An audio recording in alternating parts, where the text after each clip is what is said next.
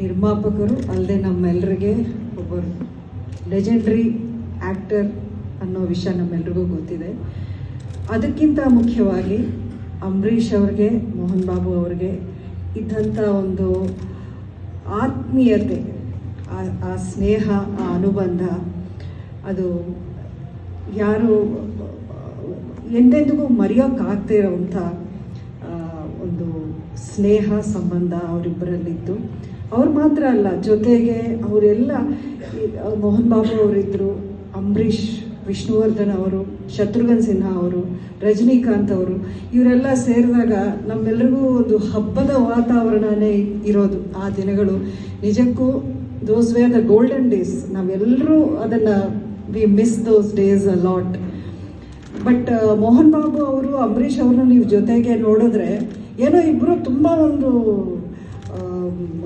Aggressive fight ಮಾಡ್ಕೋತಾ ಇದ್ದಾರೆ ಅನ್ನೋ ಥರ ಒಂದು ಇಂಪ್ರೆಷನ್ ಬರ್ತಿತ್ತು ನಿಮಗೆ. ಯಾರೇ ಆಗಲಿ ಹಂಗೆ ಅಂದ್ಕೊಳ್ಳೋರೇನೋ. ಬಟ್ ಅದರ ಹಿಂದೆ ಅವರಿಗೆ ಇದ್ದಂಥ ಒಂದು ಅಭಿಮಾನ, ಆ ಪ್ರೀತಿ, ನಿಜಕ್ಕೂ this is very rare, these kind of friendships.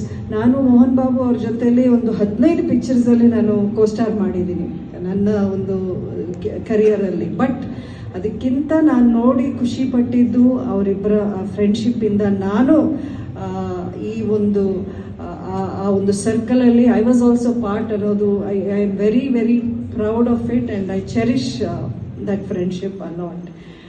And ವಿಷ್ಣುನ, I have seen him as a small kid running around in knickers. ನಮ್ಮ ನಾವು ಶೂಟಿಂಗ್ ಮಾಡೋ ಟೈಮಲ್ಲಿ he used to come to the set with his sister. ಆ ದಿನಗಳಿಂದ ನಾನು ನೋಡ್ಕೊಂಡು ಬಂದಿದ್ದು ಚಿಕ್ಕ ಹುಡುಗ. ಈಗ he is done this wonderful movie. ನಾವು ಒಂದು ಹಾಡಷ್ಟೇ ನೋಡಿದ್ವಿ, ಆದಮೇಲೆ ಮೋಹನ್ ಬಾಬು ಅವ್ರದ್ದು ಇಂಟ್ರಡಕ್ಷನ್ ಸೀನ್ ಒಂದು ನೋಡಿದ್ವಿ.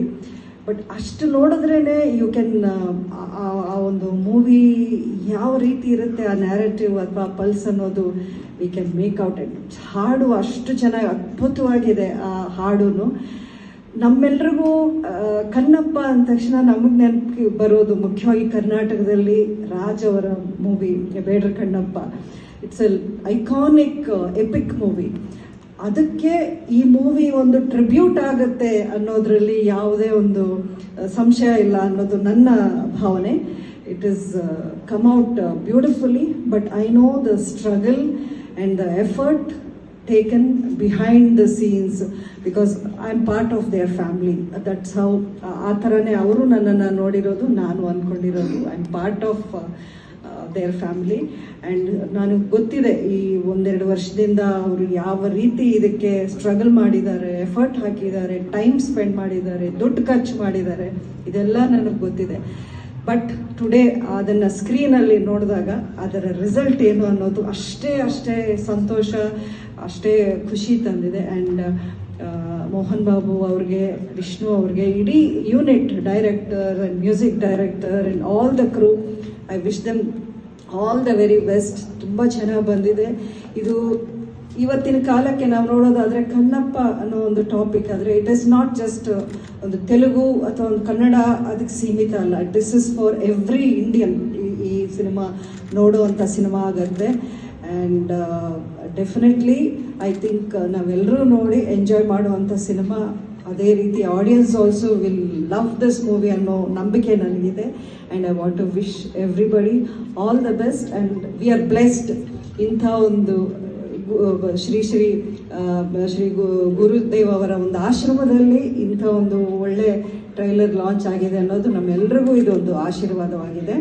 ನಿಮ್ಮೆಲ್ಲರಿಗೂ ಧನ್ಯವಾದಗಳು. Thank you so much ma'am.